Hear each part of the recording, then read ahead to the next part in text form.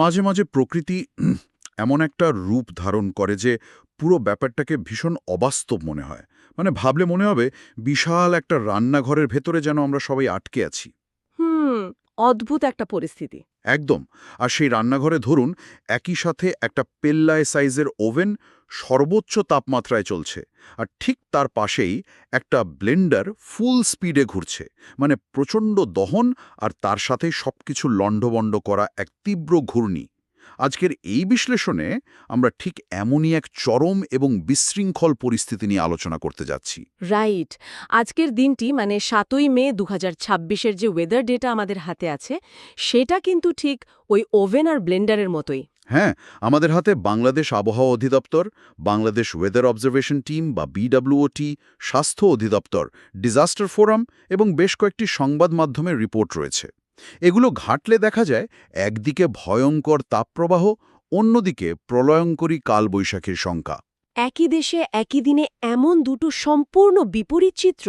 এটাই, মানে কোথাও খরায় মাটি ফাটছে, তো কোথাও ঝড়ে চাল উড়ে যাচ্ছে। পদার্থবিজ্ঞানের নিয়মে এটা কিভাবে সম্ভব? আসলে এই বৈপরীত্যের পেছনের বিজ্ঞানটা সত্যি খুব চমকপ্রদ। আমরা যদি বাংলাদেশ ওয়েদার অবজারভেশন টিমের বিশ্লেষণের দিকে তাকাই, তাহলে পুরো ছবিটা একটু পরিষ্কার হবে। আচ্ছা। তাদের তথ্য অনুযায়ী দেশের প্রায় ৬০-৭০% এলাকায় এখন তীব্র তাপপ্রবাহের শিকার। বিশেষ করে খুলনা, রাজশাহী, বরিশাল ও ঢাকা বিভাগের জেলাগুলো তো রীতিমতো পুড়ছে বলতে গেলে। হ্যাঁ, আমি দেখছিলাম প্রবাসের দিগন্ত আর করতোয়ার মতো সংবাদ মাধ্যমের রিপোর্টে বলছিল যে যশোরের সর্বোচ্চ তাপমাত্রা ৩৫.২ ডিগ্রি সেলসিয়াস রেকর্ড করা হয়েছে। একদম। আর চুয়াডাঙ্গা ও রাজশাহীতে এই তাপমাত্রা ৪১ ডিগ্রি সেলসিয়াস ছাড়িয়ে যাওয়ার শঙ্কা তৈরি হয়েছে। কিন্তু মজাটা হলো, ঠিক একই সময়ে দেশের ওপর দিয়ে এবছরের চতুর্থ আংশিক বৃষ্টি বলয় কাজ করছে। ও আচ্ছা, মানে বৃষ্টির একটা প্যাটার্ন। হ্যাঁ, এই বৃষ্টি বলয়টি মূলত সিলেট, ময়মনসিংহ ও রংপুর অঞ্চলে সক্রিয়। সিলেটে এই বলয়ের প্রভাবে টানা বৃষ্টিতে ১৫০ মিলিমিটার পর্যন্ত বৃষ্টিপাতের রেকর্ড হওয়ার সম্ভাবনা রয়েছে। ১৫০ মিলিমিটার, এটা তো প্রচুর। প্রচুর। মানে একদিকে যখন আরটিভি নিউজ দেশের ৯ থেকে ১৮টি অঞ্চলে ঘণ্টায় ৪৫ থেকে ৬০ কিলোমিটার বেগে কালবৈশাখী ঝড়ের সতর্কবার্তা দিচ্ছে, তখন আরেকদিকে মানুষ এক ফোঁটা বৃষ্টির জন্য হাহাকার করছে। এখানেই তো আসলে সবচেয়ে বড় খটকাটা লাগে। মানে ১৫০ মিলিমিটার বৃষ্টিপাত কিন্তু কোনো সাধারণ বিষয় নয়। এটা তো রীতিমতো বন্যা বা পাহাড় ধস তৈরি করার মতো পরিমাণ। তা তো বটেই। তো স্বাভাবিক পদার্থবিজ্ঞানের নিয়ম বলে কোথাও এত বিপুল পরিমাণ বৃষ্টি হলে সেখানকার বাতাস শীতল হবে, আর সেই শীতল বাতাস আশপাশের উত্তপ্ত অঞ্চলগুলোর দিকে প্রবাহিত হয়ে একটা তাপমাত্রার ভারসাম্য তৈরি করবে, তাই না? থিওরি অনুযায়ী তো তাই হওয়ার কথা। তাহলে সিলেট বা ময়মনসিংহের এই বৃষ্টির শীতল প্রভাব কেন ঢাকা, রাজশাহী বা খুলনার দিকে আসতে পারছে না? মানে এই বৃষ্টি বলয়গুলো কেন একটা নির্দিষ্ট ভৌগোলিক সীমানায় ওভাবে আটকা পড়ে আছে? এর কারণ হল আমাদের বায়ুমণ্ডলীয় চাপ বা অ্যাটমসফিয়ারিক প্রেশার সিস্টেম। এটা এখানে একটা অদৃশ্য দেয়াল তৈরি করে রেখেছে। অদৃশ্য দেয়াল? হ্যাঁ, দেশের দক্ষিণ পশ্চিমাঞ্চল এবং মধ্যাঞ্চলে এখন একটি অত্যন্ত শক্তিশালী উচ্চচাপ বলয় বা হাই প্রেশার জোন অবস্থান করছে। তো এই উচ্চচাপ বলয়ের বৈশিষ্ট্য হল এখানকার বাতাস ভারী হয়ে নিচের দিকে নামতে থাকে। আচ্ছা, বুঝতে পারছি। এই ভারী এবং উত্তপ্ত বাতাস মেঘ তৈরি হতে দেয় না, আর অন্য কোনো অঞ্চল থেকে আসার শীতল বাতাসকেও এর ভেতরে ঢুকতে দেয় না। ও, মানে একটা ব্লকের মতো কাজ করছে। একদম। অন্যদিকে সিলেট অঞ্চলের অবস্থান কিন্তু পাহাড়ের পাদদেশে। বঙ্গোপসাগর থেকে আসা জলীয় বাষ্পপূর্ণ বাতাস যখন সরাসরি ওই মেঘালয়ের পাহাড়ে গিয়ে ধাক্কা খায়, তখন তা বাধ্য হয়ে ওপরে উঠে যায় এবং বৃষ্টি হিসেবে ঝরে পড়ে। বিজ্ঞানের ভাষায় একে বলা হয় অরোগ্রাফিক লিফট। রাইট। তো পাহাড়ের ধাক্কা খেয়ে বৃষ্টি সেখানেই ঝরে যাচ্ছে, আর দেশের বাকি অংশে থাকা উচ্চ চাপের ওই উত্তপ্ত দেয়াল ভেদ করে সেই শীতল বাতাস অন্য কোথাও যেতে পারছে না। ওই যে আপনি ওভেনের উদাহরণ দিলেন না, হ্যাঁ। ওভেনের ভেতরে যেমন তাপ আটকা পড়ে থাকে, ঠিক তেমনি রাজশাহী বা খুলনার তাপ ওই অদৃশ্য দেয়ালের ভেতরেই আটকা পড়ে আছে। হুম, ব্যাপারটা খুব অদ্ভুত। আচ্ছা, এই দৈনন্দিন খামখেয়ালিপনা থেকে যদি আমরা একটু পেছনের দিকে তাকাই, মানে মে মাসের বৃহত্তর জলবায়ু পূর্বাভাসের দিকে যাই, তাহলে পরিস্থিতি কিন্তু আরও জটিল মনে হয়। সেটা কিভাবে? BDNews24.com এর পূর্বাভাসে আবহাওয়া অধিদপ্তর জানাচ্ছে যে এই মাসে দেশে 2 থেকে 3 দিন তীব্র কালবৈশাখী এবং 1 থেকে 3টি তাপপ্রবাহ বয়ে যেতে পারে, যার মধ্যে একটি আবার তীব্র তাপপ্রবাহের রূপ নিতে পারে। হ্যাঁ, বঙ্গোপসাগরের লঘুচাপ ও ঘূর্ণিঝড়ের শঙ্কাও কিন্তু রয়েছে। রাইট। কিন্তু এর ঠিক আগের মাসের মানে এপ্রিলের ডেটা দেখলে অবাক হতে হয়। এপ্রিলে স্বাভাবিক বৃষ্টিপাত হওয়ার কথা ছিল 119 মিলিমিটার, কিন্তু সেখানে হয়েছে 196 মিলিমিটার। মানে স্বাভাবিকের চেয়ে 75.7% বেশি বৃষ্টিপাত হয়েছে। এটা অনেক বড় একটা ব্যবধান। তো সাধারণ মানুষের কাছে তো সমীকরণটা খুব সোজা। এপ্রিলে এত ব্যাপক বৃষ্টি হয়েছে মানে মাটি ঠান্ডা হয়ে গেছে, পরিবেশ শীতল হয়েছে। তাহলে মে মাসে এসে সেই বৃষ্টির কোনো ইতিবাচক প্রভাব আমরা কেন দেখতে পাচ্ছি না? মানে মে মাস কেন এত ভয়ঙ্কর রকম গরম থাকছে? কারণ এখানে আমরা শুধুমাত্র থার্মোমিটারের তাপমাত্রাকে পরিমাপ করছি, কিন্তু মানুষের শরীরের অনুভূতি বা ওই যে ফিলস লাইক তাপমাত্রা, সেটার পেছনের প্রধান খলনায়ককে আমরা এড়িয়ে যাচ্ছি। খলনায়কটাকে? সেই খলনায়ক হল জলীয় বাষ্প বা আর্দ্রতা। এপ্রিলে যে অস্বাভাবিক বৃষ্টিপাত হয়েছে তার পেছনের কারণ ছিল পশ্চিমা লঘুচাপের সাথে পূবালি বায়ুপ্রবাহের সংযোগ। পশ্চিমবঙ্গ ও বিহারে অবস্থান করা একটি তাপীয় লঘুচাপ বঙ্গোপসাগর থেকে প্রচুর জলীয় বাষ্প সমৃদ্ধ বাতাস আমাদের ভূখণ্ডে টেনে এনেছিল। এর ফলেই এত বৃষ্টি হয়। আচ্ছা। কিন্তু সমস্যা হলো, বৃষ্টি শেষ হওয়ার পরও সেই বিপুল পরিমাণ জলীয় বাষ্প কিন্তু বাতাসেই থেকে গেছে। আর এই জলীয় বাষ্পই আমাদের শরীরের প্রাকৃতিক কুলিং সিস্টেমকে পুরোপুরি অকেজো করে দিচ্ছে, তাই তো? একেবারে বৈজ্ঞানিক সত্য। মানবদেহ নিজেকে ঠান্ডা রাখে ঘামের মাধ্যমে।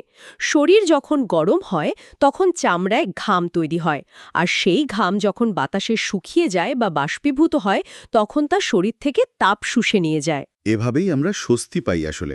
একদম। কিন্তু বাতাসে যখন আগে থেকেই প্রচুর জলীয় বাষ্প থাকে, যেটাকে আমরা হাই হিউমিডিটি বলি, তখন বাতাস আর আমাদের শরীরের ঘাম টেনে নিতে পারে না, কারণ বাতাসের ধারণ ক্ষমতা পূর্ণ হয়ে আছে। তখন ঘাম না শুকিয়ে শরীরের উপর চটচটে হয়ে বসে থাকে। হ্যাঁ, ভেতরের তাপ ভেতরেই আটকা পড়ে যায়। একে বিজ্ঞানের ভাষায় ওয়েট বাল্ব টেম্পারেচারের প্রভাব বলা যায়। তো এ কারণেই মে মাসে থার্মোমিটারে তাপমাত্রা হয়তো স্বাভাবিক দেখাচ্ছে, কিন্তু মানুষের মনে হচ্ছে শরীর সেদ্ধ হয়ে যাচ্ছে। এপ্রিলে হওয়া ওই অতিবৃষ্টির রেখে যাওয়া আর্দ্রতায় মূলত এই মারাত্মক অস্বস্তির কারণ। এই অস্বস্তি এবং চরম আবহাওয়ার কারণে প্রশাসন থেকেও কিন্তু বিভিন্ন ধরনের সতর্কতা জারি করা হয়। যেমন আজকের পূর্বাভাসের কারণে নদীবন্দরগুলোতে 1 নম্বর সতর্ক সংকেত দেখাতে বলা হয়েছে। এটা খুব জরুরি একটা বিষয়। কিন্তু প্রথম আলোর প্রতিবেদন অনুযায়ী এই সংকেতগুলোর মর্মার্থ নিয়ে সাধারণ মানুষের মধ্যে ব্যাপক ধোঁয়াশা রয়েছে। অনেকেই মনে করেন 1 নম্বর সংকেত মানে তো সবে শুরু, এটা কোনো ব্যাপারই না। হ্যাঁ, মানুষ ভাবে এক তো খুব ছোট একটা সংখ্যা। রাইট। ফলে তারা নির্বিঘ্নে নদী পারাপার করেন বা আশ্রয়কেন্দ্রে যাওয়ার কথা ভাবেন না। কিন্তু সমুদ্র বন্দরের 1 নম্বর আর নদী বন্দরের 1 নম্বর সংকেত যে সম্পূর্ণ ভিন্ন দুটো বিষয়, এটা অনেকে বুঝতে পারেন না। এই বিভ্রান্তিটা তৈরি হওয়ার মূল কারণ হল মানুষ সমুদ্র বন্দর আর নদী বন্দরের জন্য আলাদা আলাদা স্কেল থাকার পেছনের যুক্তিটা জানে না। সেটা কেমন? আবহাওয়া অধিদপ্তরের নিয়ম অনুযায়ী সমুদ্র বন্দরের জন্য মোট 11টি সংকেত রয়েছে, আর নদী বন্দরের জন্য রয়েছে মাত্র 4টে। আচ্ছা, পার্থক্যটা এত বেশি কেন? এই পার্থক্যের কারণ হল ভৌগোলিক অবস্থান এবং নৌযানের ধরন। ধরুন, নদী হল একটা সরু চ্যানেল বা করিডোর, এর দুই পাশে স্থলভাগ থাকে। যখন নদীতে কোনো কাল বৈশাখী বা ঝড় আঘাত হানে, তখন বাতাস ওই সরু চ্যানেলের ভেতরে ঢুকে আরও তীব্রভাবে ঘুরতে থাকে। মানে একটা উইন্ড টানেল ইফেক্ট তৈরি হয়। একদম ঠিক। এর ফলে নদীতে অত্যন্ত এলোমেলো এবং স্বল্প দৈর্ঘ্যের ঢেউ তৈরি হয়। অন্যদিকে নদীতে চলাচলকারী নৌযানগুলো সাধারণত ফ্ল্যাট বটম বা সমতল তলার হয়, যেগুলো এই ধরনের এলোমেলো ঢেউয়ে খুব সহজেই উল্টে যেতে পারে। হ্যাঁ, লঞ্চ বা ট্রলারের ক্ষেত্রে আমরা এটাই দেখি। কিন্তু সমুদ্রের জাহাজগুলো অনেক গভীর ড্রাফটের হয় এবং তারা বিশাল বিশাল ঢেউ সামলাতে পারে। তাই সমুদ্রের ক্ষেত্রে বাতাসের গতিবেগ ধীরে ধীরে বাড়ার পর্যায়গুলো বোঝাতে 11টি ধাপে সংকেত দেওয়া হয়। কিন্তু নদীর ক্ষেত্রে অল্প বাতাসে যেহেতু মারাত্মক বিপদ ঘটে যেতে পারে, তাই মাত্র 4টি ধাপ রাখা হয়েছে। তার মানে নদীবন্দরের ১ নম্বর সংকেতকে অবহেলা করার কোনো সুযোগই নেই। একদমই নেই। যখন নদীবন্দরে ১ নম্বর নৌ সতর্কতা সংকেত দেওয়া হয়, তার মানে হল বন্দর এলাকা ক্ষণস্থায়ী ঝোড়ো আবহাওয়ার কবলে পড়ার আশঙ্কা রয়েছে। আর এ সময় বাতাসের গতিবেগ ঘণ্টায় সর্বোচ্চ ৬০ কিলোমিটার পর্যন্ত হতে পারে। ৬০ কিলোমিটার বেগের বাতাস কিন্তু একটি ছোট লঞ্চ বা ট্রলার ডুবিয়ে দেওয়ার জন্য যথেষ্ট। অবশ্যই। আর নদীবন্দরে যখন ৪ নম্বর সংকেত দেওয়া হয়, তখন সেটাকে বলা হয় নৌ মহাবিপদ সংকেত। এর মানে হল বাতাসের বেগ ঘণ্টায় ৮৯ কিলোমিটার বা তার চেয়েও বেশি। তখন সব ধরনের নৌযানকে নিরাপদ আশ্রয়ে থাকতেই হবে, চলাচলের কোনো সুযোগ নেই। আর সমুদ্র বন্দরের ক্ষেত্রে? সমুদ্র বন্দরের ক্ষেত্রে এই ৮৯ কিলোমিটার বা তার বেশি গতির ঘূর্ণঝড় বোঝাতে মূলত ৮, ৯ এবং ১০ নম্বর মহাবিপদ সংকেত ব্যবহার করা হয়। এই পুরো বিষয়টাকে খুব সহজে একটা রাস্তা ট্রাফিক সিগন্যালের সাথে মিলিয়ে ফেলা যায়। মানে নদী বন্দরের ১ নম্বর সংকেত হলো ট্রাফিক লাইটের হলুদ বাতি। হ্যাঁ, চমৎকার একটা উদাহরণ। মানে সামনে বিপদ আছে, গতি কমাও এবং যে কোনো মুহূর্তে থেমে যাওয়ার জন্য প্রস্তুত হও। আর নদী বন্দরের ৪ নম্বর সংকেত অথবা সমুদ্র বন্দরের ৮, ৯, ১০ নম্বর সংকেত হলো একেবারে খাঁটি লাল বাতি। Right, red signal. এর একটাই অর্থ, তর্ক করার কোনো জায়গা নেই, ইঞ্জিন বন্ধ করো এবং নিরাপদ আশ্রয়ে যাও। এই মেকানিজমটা যদি মানুষ বুঝতে পারে, তাহলে দুর্যোগের সময় অনেক মর্মান্তিক নৌ দুর্ঘটনা এড়ানো সম্ভব। সিগন্যালগুলো আসলে কেবল সংখ্যার খেলা নয়, এগুলো বাতাসের সাথে নৌযানের টিকে থাকার লড়াইয়ের একটা গাণিতিক হিসাব। তো এই হিসাবটা বোঝা গেলে মানুষের সচেতনতা এমনিতেই বাড়বে। হ্যাঁ, আর এই সচেতনতার জায়গা থেকেই আসলে পরের বিষয়টাতে আসা প্রয়োজন। দুর্যোগের সংকেত তো বুঝলাম, কিন্তু এই চরম আবহাওয়ায় টিকে থাকার ব্যক্তিগত গাইডলাইনগুলো কি? এটা নিয়ে কথা বলাটা খুব জরুরি। স্বাস্থ্য অধিদপ্তর এবং ডিজাস্টার ফোরাম থেকে বেঁচে থাকার বেশ কিছু সুনির্দিষ্ট নির্দেশিকা দেয়া হয়েছে। তাপপ্রবাহের ক্ষেত্রে স্বাস্থ্য অধিদপ্তর বলছে দুপুর ১২টা থেকে বিকেল ৩টা পর্যন্ত বাইরে না যাওয়া, সুতির তৈরি ঢিলেঢালা পোশাক পরা এবং ছাতা বা টুপি ব্যবহার করা। হ্যাঁ, এগুলো বেসিক জিনিস। একটা খুব চমৎকার ও প্র্যাকটিক্যাল উপায় দ্বারা বাতলে দিয়েছে প্রস্রাবের রঙের দিকে খেয়াল রাখা। রং যদি গাঢ় হলুদ হয়, তবে বুঝতে হবে শরীরে ডিহাইড্রেশন বা পানি শূন্যতা শুরু হয়েছে। তখন দ্রুত বেশি করে পানি পান করতে হবে। আর প্রয়োজনে তো স্বাস্থ্য বাতায়ন আছেই। একদম। কোনো শারীরিক জটিলতা দেখা দিলে স্বাস্থ্য বাতায়নের 16263 নম্বরে কল করতে বলা হয়েছে। অন্যদিকে ঝড়ের ক্ষেত্রে ডিজাস্টার ফোরাম বলছে বজ্রপাতের সময় কোনোভাবেই বাইরে থাকা যাবে না, বাড়ির মেইন সুইচ বন্ধ রাখতে হবে। রাইট। শিলাবৃষ্টি হলে কংক্রিটের ছাউনির নিচে যেতে হবে। এমনকি বিদ্যুৎ চলে গেলে প্যারাফিনের মোমের বদলে প্রাকৃতিক মোমের মোমবাতি ব্যবহারের কথাও বলা হয়েছে, কারণ ধোঁয়ার কারণে শ্বাসকষ্ট হতে পারে। গাইডলাইনগুলো অত্যন্ত বিজ্ঞানসম্মত, বিশেষ করে বজ্রপাতের সময় মেইন সুইচ বন্ধ রাখার বিষয়টি। কালবৈশাখীর সময় বজ্রপাত যখন কোনো বৈদ্যুতিক লাইন বা ট্রান্সফরমারে আঘাত করে, তখন কয়েক লাখ ভোল্টের বিদ্যুৎ লাইন ধরে ঘরের ভেতরে চলে আসতে পারে। হ্যাঁ, তখন তো সব ইলেকট্রনিক ডিভাইস নষ্ট হয়ে যাবে। শুধু নষ্ট নয়, মারাত্মক অগ্নিকাণ্ড ঘটাতে পারে। গাইডলাইনগুলোর বৈজ্ঞানিক ভিত্তি নিয়ে কোনো সন্দেহ নেই আসলে। কিন্তু এখানে একটা চরম বাস্তবমুখী প্রশ্ন চলে আসে। সেটা কি? দুপুর 12টা থেকে বিকেল 3টা পর্যন্ত ঘরের বাইরে না যাওয়ার যে পরামর্শ, এটা অফিসে কাজ করা মানুষ, চাকরিজীবী বা স্কুল কলেজের শিক্ষার্থীদের জন্য মেনে চলা খুব সহজ। কিন্তু সমাজের একটা বিশাল অংশ যারা দিনমজুর, রিকশাচালক, নির্মাণ শ্রমিক বা মাঠে কাজ করা কৃষক, যাদের একদিন কাজ না করলে চুলোয় হাড়ি চড়ে না, তাদের জন্য তো এই ৩ ঘন্টা ঘরে বসে থাকাটা একটা বিলাসিতা। তা তো বটেই। তো এই নির্দেশিকা কি তাদের বাস্তবতার সাথে সাংঘর্ষিক নয়? এই বাস্তবতাটা অস্বীকার করার আসলে কোনো উপায় নেই।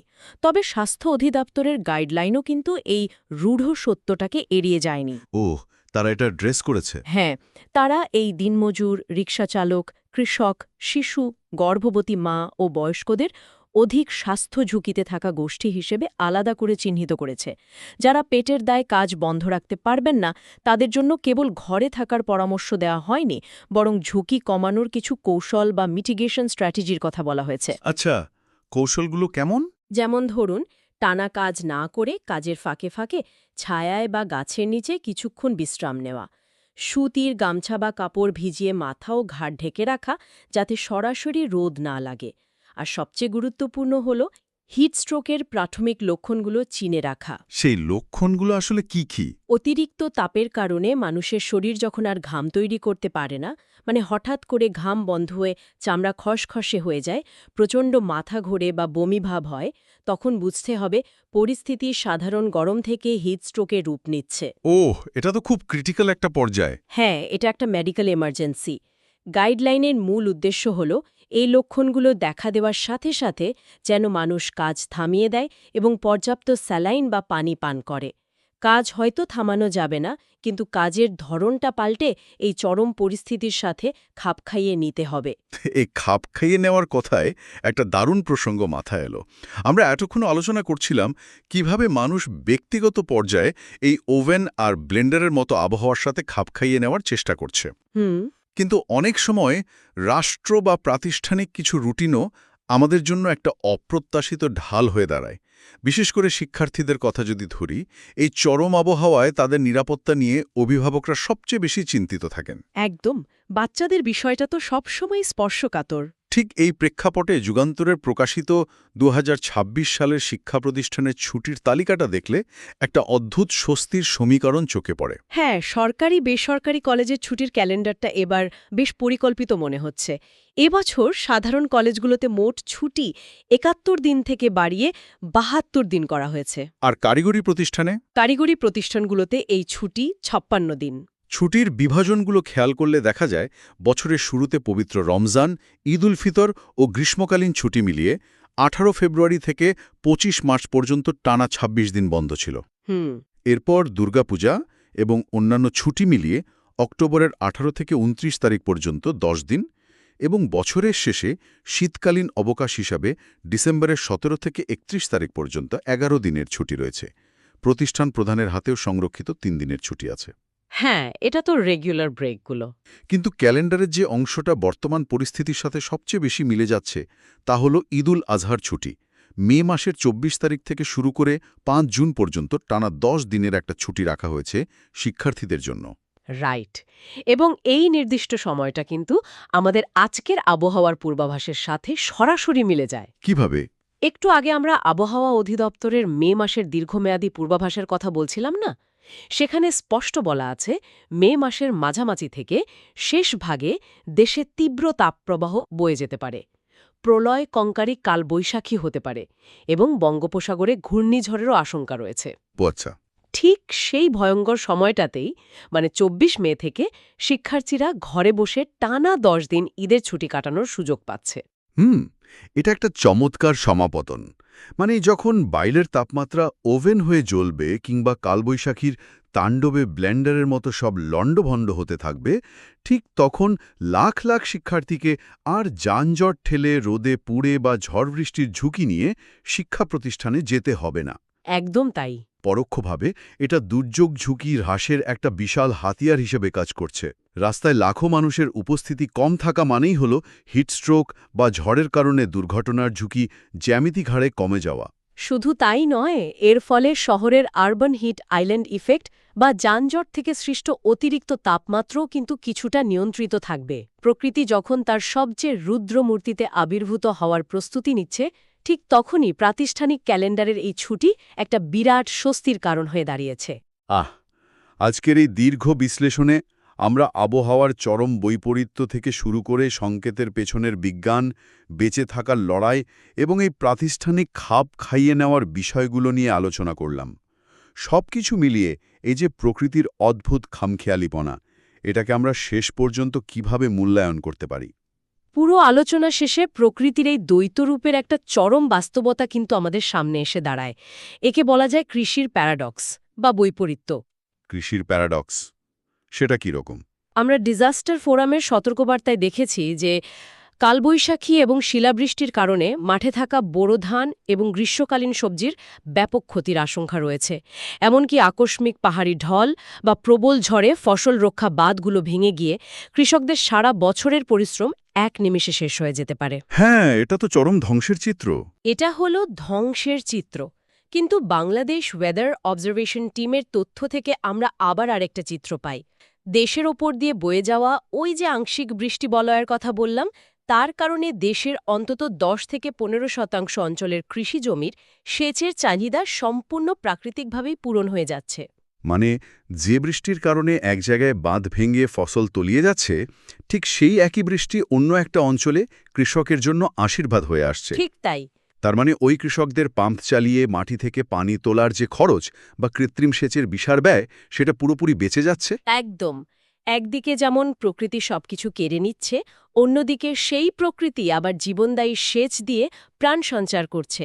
একই আকাশ থেকে পড়া বৃষ্টি কারোর জন্য প্রলয়, আবার কারোর জন্য ফসলের সঞ্জীবক। প্রকৃতির এই যে চরম এবং একই সাথে দ্বৈত রূপ, এটাই বোধহয় আমাদের আজকে সবচেয়ে বড় চিন্তার বিষয়। হ্যাঁ, খুব গভীর একটা বিষয় এটা। যখন একই সাথে ধ্বংস এবং প্রাণ সঞ্চার চলতে থাকে, তখন আমাদের কৃষি ব্যবস্থা, আমাদের অবকাঠামো এবং নগর পরিকল্পনাকে কিভাবে ঢেলে সাজাতে হবে, যাতে প্রলয়ের ধাক্কা সামলে এই প্রাকৃতিক আশীর্বাদটুকুকেও কাজে লাগানো যায়। এই অদ্ভুত সমীকরণটাই হয়তো এখনকার সবচেয়ে বড় প্রশ্ন, যার উত্তর আমাদের চারপাশেই খুঁজতে হবে এবং নিজেদেরকে এর সাথে মানিয়ে নেওয়ার উপায় বের করতে হবে। টিকে থাকার এই লড়াইয়ে প্রকৃতি হয়তো বদলাবে না, কিন্তু আমাদের প্রস্তুতির ধরনটা অবশ্যই বদলাতে হবে।